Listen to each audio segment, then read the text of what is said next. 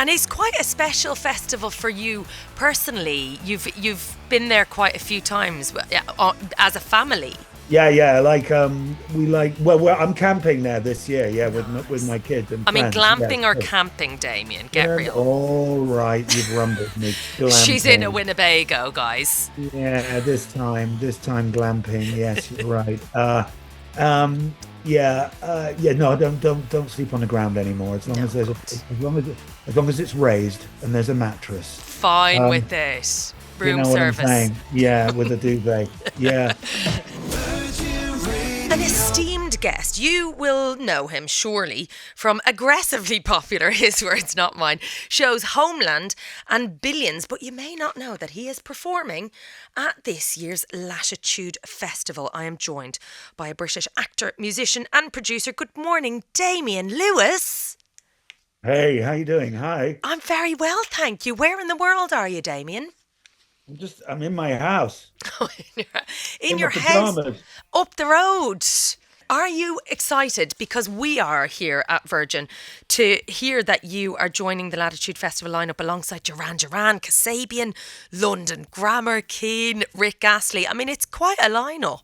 Yeah, I think Latitude has developed this reputation of being the festival with one of the best lineups every year. I think it's even won awards for its lineup for its musical acts. So hope I don't let them down. As But if. we're playing the second stage on Friday evening. And yeah, just really excited to be there with my band. It's going to be fun. And it's quite a special festival for you personally. You've been there quite a few times as a family. Yeah.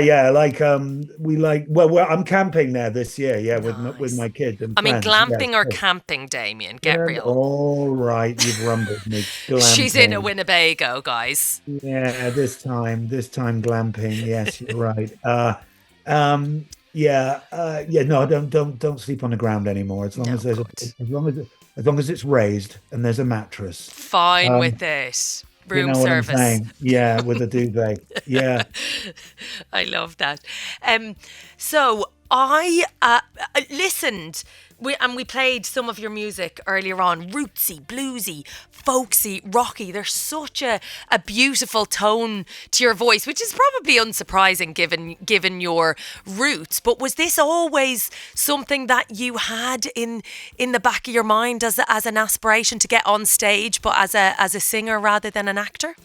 I used to busk. I always did a lot of busking. I was always, going around Europe on my motorbike with my guitar, and I did that over the summers. And then acting just became more and more serious. It was the thing that I really wanted to do, and just always played music alongside it in the background. I never thought of sort of trying to do music, get into the music business in a professional way until I was performing on the radio because I was actually going to do I was going to do a musical, and someone wanted me to go on the radio and sing a jazz standard, and I found myself on the radio with incredible musicians like Tim Minchin and Karis Matthews, and Karis's husband Steve was in the audience. He Love just them. said, "You can do this a bit." He said, "Let's talk, and that was.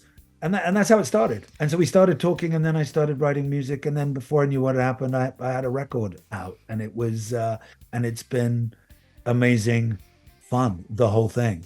And so this is your first album, Mission Creep, that you're referring to. It was written, am I correct in saying it was written during lockdown? It was sort of started, the genesis of it started during lockdown, and then after lockdown. And I got together with a lovely guy called Giacomo Smith, and we started sort of playing around with ideas and different musicians. It was because I come from busking, me and an acoustic guitar. I wanted to sort of set the album around that tone. I'm a, guy with acoustic guitar, and then brought in other musicians. So it has that tone, it has that feeling to it, which is why you're saying it has that sort of rootsy, sort of jazzy, bluesy, singer-songwritery kind of Yeah. thing, which it does. Yeah. I'm actually mixing my second record now, and that's it's a slightly different affair, trying to just move the sound into a slightly more rock and rolly, sort of almost indie and I imagine this has kind of stood you in good stead, have stopped or were advised to stop reading reviews at the age of 24. No, I just think the critical thing when you're making art is just to know what you're making, and know yourself, where its strengths and weaknesses are. That's the critical thing. So as long as you know that, then you can approach the work honestly and be honest with yourself. It's you don't need reviews to for your own self affirmation. You need good reviews to bring other people to your work. So they serve a value that way. And really good critics are valuable. People who are knowledgeable and qualified, who are passionate about what it is that they're reviewing and are knowledgeable. They have great value. They have great value, and they have great value for other people. I enjoy reading their reviews later.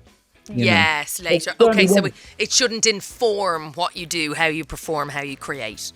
No, and it's really mostly applicable to theatre, because you get the reviews on press night, or and I guess it's actually applicable to music too. If you're on a tour, someone comes along and says, "Well, this is just rubbish," you've got to go out the next night. In theatre, you've got to go back on stage the next day. So you're much better just knowing what the work is that you're doing, and